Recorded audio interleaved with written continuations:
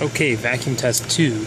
A member of the RX7 club told us that taking the vacuum off the brake booster has a check valve in there somewhere along this line here, and basically it gave us a false reading. So now we're going to take it off whatever this vacuum hose is. It looks like it has something to do with the intake manifold. So here we are. You can see we've got zero vacuum right now.